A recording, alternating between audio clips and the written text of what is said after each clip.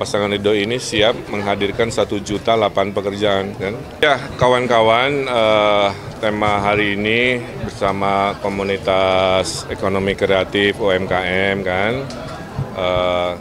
Jakarta kan harus punya gagasan ekonomi baru, dan ekonomi baru itu paling kenceng ada di ekonomi kreatif. Motornya kalau kereta api itu adalah ekonomi digital, ya.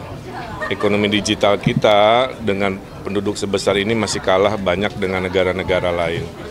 Nah, nanti tugas saya adalah mengawinkan mereka-mereka yang mau investasi dengan mereka-mereka yang punya teknologi di sebuah tempat yang difasilitasi. Makanya program paling konkret dari Ridho itu nanti working space itu, co-working kan kita gratiskan, termasuk minimal kopi-kopinya itu memang curhatan dari mereka.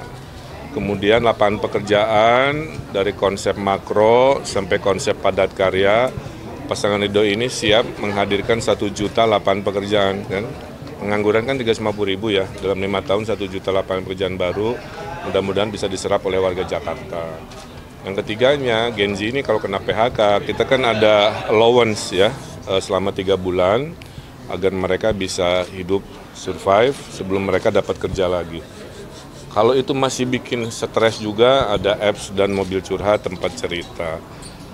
Dan ujung-ujungnya nanti juga secara tata ruang, karena Jakarta itu ekonominya satu, ekonomi tata ruang, kita bikin kayak SCBD tapi isinya anak-anak digital semua ya. Ini sudah dilakukan oleh negara-negara maju dan Jakarta pasti terdepan menghadirkan itu. Ya. Sehingga akhirnya ekonominya berlipat, membantu tujuan Pak Prabowo ngejar ekonomi 8%. Saya kira itu ya cara pikirnya. Kalau coffee shop ini jadi di seluruhnya itu gratis atau nanti dipilih gitu coffee shop? Ya harus yang ditunjuk, harus yang ditunjuk. Termasuk nggak di coffee shop aja, kalau ada kantor-kantor pemerintah, kayak kemarin saya ke Glodok ya, di depan tuh ada Pasar Jaya, itu 2 lantai atasnya kosong. Daripada kosong kita bikin co-working, buat mereka kita bikin interior yang kreatif kan. Nah jadi tidak hanya di coffee shop tapi juga aset-aset kantor Pemprov yang mungkin pengisiannya tidak optimal ya. Yang penting mereka nggak jauh dari rumahnya, bisa milih. Domisili saya di selatan, ada co-working gratis Pemprov di selatan. Kang Emil, ini kan dari kemarin kan yang Kang Emil dorong kan entrepreneur masyarakat untuk menekan angka pengangguran. Kalau link and match antar sekolah dengan perusahaan itu ada nggak sih kan? Ada, saya kan dulu udah bikin Shopee, SMK, SMA Samsung, SMK Microsoft, itu akan saya ulang di sini. Jadi SMK itu ada bapak asuhnya. Bapak asuhnya itu adalah brand-brand besar. Kayak Shopee dulu bantu saya, itu hampir setengah lulusan SMK-nya diserap untuk industri online mereka. Nah ini pola link and match yang konkret ya, menghadirkan bapak asuh berupa perusahaan-perusahaan raksasa internasional. Dulu pas di zaman Anies ada city branding plus Jakarta kolaborasi naga. Kang Emil apakah akan membuat city branding atau meneruskan yang berbuat kali ini? Karena sekarang udah nggak dipakai lagi. Ya kalau city branding mah itu mah pilihan gubernur masing-masing. Pak Heru apa ya? Sukses Jakarta. Slogan. Ya, jadi artinya ini yang nanyanya di sini soalnya suka aneh saya itu ya, yang nanya di sini tapi muka harus ke sana ya. Jadi poinnya sementara ya kita slogannya sesuai dengan takdirnya. Jakarta baru, Jakarta maju gitu. Jakarta baru karena bukan lagi ibu kota, Jakarta maju karena mau go global. Jadi saya kira itu. Di dalamnya tentu ada spirit kolaborasi. Kan satu lagi kan Gantian.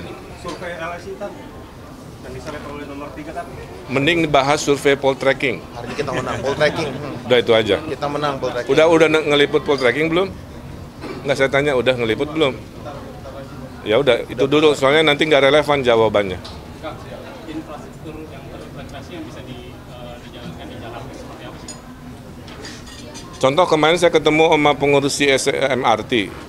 Itu MRT sendiri Bang, itu minimal di atas MRT itu ada potensi ekonomi 3-5 triliun. Dalam bentuk perkantoran, dalam bentuk perumahan, dalam bentuk pusat bisnis. Jadi itu contoh infrastruktur nggak hanya stasiun doang ya, tapi men-trigger yang namanya pendapatan baru di titik-titik stasiun infrastruktur. Nah itu yang akan dorong dalam kebijakan gubernur nanti. Kang Emil tadi yang tentang inflasi itu bagaimana kan? Apa? Inflasi Inflasi. Iya, apalagi kan tadi juga kan sebelum kesini KMlu sempat berusukan juga ke pasar-pasar. Pasti ada kayak catatan tentang bahan pokok, misalnya mahal, tapi harga jualnya itu nggak sesuai dengan pas dia beli bahan pokok itu. Nah itu gimana menyikapi? Ya kan saya udah pengalaman 10 tahun ngatasin inflasi. Satu, koordinasi dengan tim pengendali inflasi daerah. Kedua, anggaran selalu disiapkan. Kalau harga ayam naik, harga sapi naik, itu anggaran turun untuk menstabilkan harga. Yang ketiga, kan ini program yang favorit warga hasil surveinya di Poltreking hari ini. Sembako murah, bulanan, pasar murah di kelurahan itu sangat-sangat diminati oleh para ibu-ibu, khususnya untuk mengatasi inflasi atau harga pokok yang mahal ya. Oke, terima kasih. Assalamualaikum warahmatullahi wabarakatuh. Salam sejahtera, shalom, om swastiastu, namo buddhaya, salam kebajikan. Dari gaya pola pikirnya, insya Allah ya menjadi orang-orang sukses sesuai zamannya, yaitu pendidikan. Ibu kota itu mungkin butuh waktu 25 tahun. Jadi sampai ke rentang itu tidak ada banyak perubahan di Jakarta ini, kecuali status judulnya saja, bahwa ibu kota tidak lagi di Jakarta. Yang kedua, Jakarta itu kayak Singapura, tidak punya natural resources itu. Makanya paling dekat piknik ke Puncak, naik bus sedikit ke Bandung, punya duit lebih ke Bali, kan gitu ya. Apa yang dilakukan Singapura? Dia bikin man-made destination. Ya. Nah, Jakarta juga sama. Kita harus membuat kota ini dibetahi oleh warganya, karena ada 2 juta orang weekend selalu pergi. Sebagian ada di sini. The weekend sih pikirannya mau kemana? Dia buang duit 1 juta aja keluar Jakarta ya. Udah 2 triliun per weekend, udah 100 sampai 150 triliun outflow, gede banget tuh, per tahun. Ya. Orang asing kalau ke Jakarta, dia spend hanya semalam, okay. 3-4 malamnya pasti keluar Jakarta. Apa poin saya? The new Jakarta, Jakarta baru harus cepat-cepat melompat mendefinisikan ekonomi barunya. Makanya kan saya semangat membuat kalimat Jakarta baru, melompat kapital harus seperti apa, Jakarta maju, melompat dan mau jadi kota global. Apa itu definisi global? Pergaulan kita harus internasional, Jakarta itu harus pede, konser internasional lebih banyak, pameran internasional lebih banyak, nongkrong-nongkrong startupnya juga rada internasional harus sudah mulai dirintis. Mungkin investornya tidak hanya investor lokal, bisa juga sesekali atau lebih banyak venture capital atau investor juga internasional, menunjukkan kita market besar. Kekuatan Indonesia adalah populasinya. Ya. Hanya Indonesia di 2045 yang 70% warganya anak muda. Pertanyaannya, si 70% ini pilihannya 2, jadi mesin negara di Pak Edi, atau jadi beban negara, hobinya minta bansos. Betul? Sebelum nikah minta bansos keluarga, setelah nikah minta bansos negara. Nah, berarti apa? Si generasi baru ini harus kompetitif, harus produktif. Dimulai jangan stunting, ya. Walaupun rambut Ayu Ting Ting tidak keriting, memberantas stunting itu sangat penting.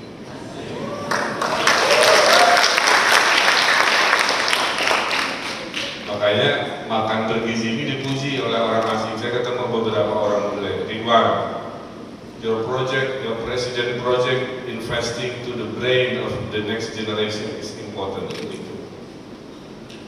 Yang kedua,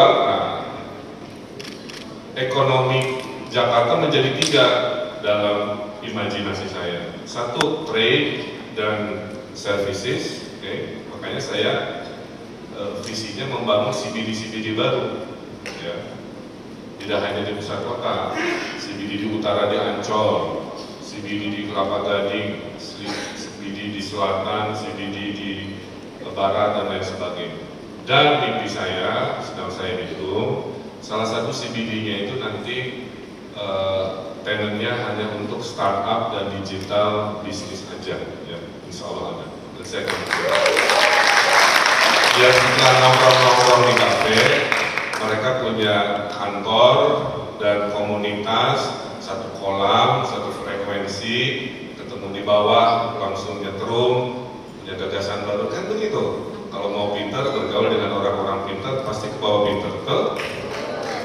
Kalau mau juli, bergaul dengan orang-orang nyinyir, ya, pasti ke bawah juli, hidupnya negatif, segera diprotesin, pengennya ngejek orang, jempolnya nyinyir, dan sebagainya. Tapi kalau mau optimis, bergaulnya dengan Ridwan Kamil, insya Allah hidupnya optimis. Yang kedua adalah ekonomi kreatif yang motornya digital. Makanya kita ada tahun saya mereformasi dengan digital. Ini boleh sambil Google. Ada operator. Simplifikasi. Gimana mensimplifikasi ya digital? 1000 desa miskin. Setelah 5 tahun desa miskin saya habiskan tinggal 0. Ya, alhamdulillah. Gimana caranya? Digital lagi di desa. Jadi kita ngasih makan ikan pakai HP, karena orang-orang desa itu pakai e-fisheries, ya. Itu kan apps. Jadi tukang lele curhat, Pak, saya kalau ngasih makan ikan, kolam saya banyak, lagi hujan, itu apa? Celele. Yang dilakukan adalah IoT-nya masuk ke HP, HP dipijit, sensor bergoyang, melontar makanan. Mau 10 kolam, mau 20 kolam, nggak ada masalah. Ya. Menerapkan work from anywhere permanen itu provinsi saya sebelumnya. Terus saya memperbanyak LRT bis, saya akan mempergilirkan work from home untuk industri-industri tertentu. Senin industri media, Selasa industri hukum, kan ya, Rabu apa dan seterusnya, sehingga pergerakan kendaraan bisa berkurang. Nah, kembali ke yang tadi, yang konkret ini insya Allah ya, kebetulan saya arsitek, I know how to make it, ya gitu ya. Kantornya Pak Dr. Jansen, ya, sana tempat pamerannya. Jadi baik nggak ngumpul di dalamnya orang ya lagi kerja, kasih ruangan. Semua gede-gede ya, semua yang dicita-citakan ini dimudahkan. Saya kira itu ya, gagasan-gagasan terkait digital, terkait supaya kita naik kelas menjadi kota global.